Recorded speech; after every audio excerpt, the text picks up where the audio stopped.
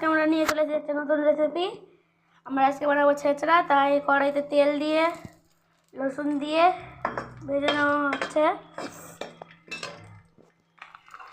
ভালো করে ভেজে নেব,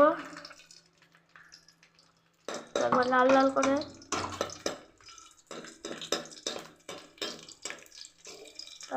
ভেজে নেব।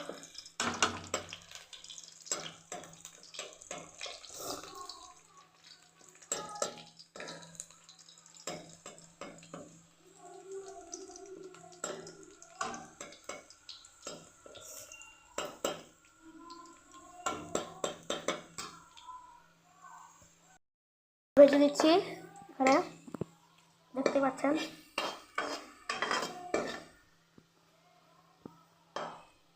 এখন লাল লাল করে ভেজে নিচ্ছি। সবগুলো যখন লাল লাল করে ভাজা হয়ে যাবে তখন আমরা দিয়ে দেব একটু মরিচের গুঁড়ো, তারপর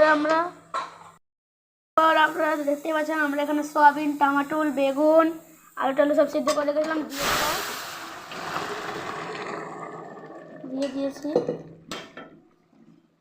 আমাদের বাড়িতে একটা ছেঁচড়া রান্না হচ্ছে, আপনারা দেখতেই পাচ্ছেন।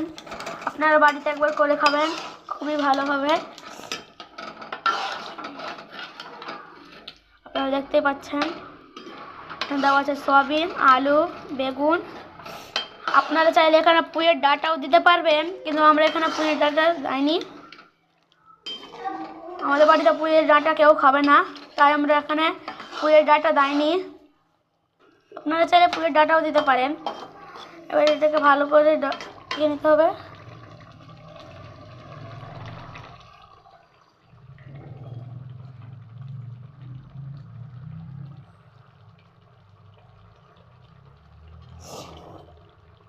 এবার এখানে এটা একটু নাড়াচাড়া করার পর দিয়ে দেবো 1 চামচ লবণ। লবণ দেওয়ার পর একটু ভালো করে মিক্স করে নিতে হবে। ছেঁচড়া রান্না করা খুবই সহজ। আপনারা এখানে পুঁইয়ের ডাঁটা দিতে গেলে আরও ভালো হবে, কিন্তু আমাদের বাড়িতে কেউ পুঁইয়ের ডাঁটা খায় না, তাই আমরা দিইনি।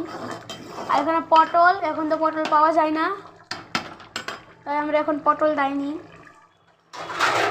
এবার দিয়ে দেবো 10 মিনিট ঢাকা। 10 মিনিট পরে আবার চলে আসছি আমরা এই রেসিপি নিয়ে। চলো এখন টাটা।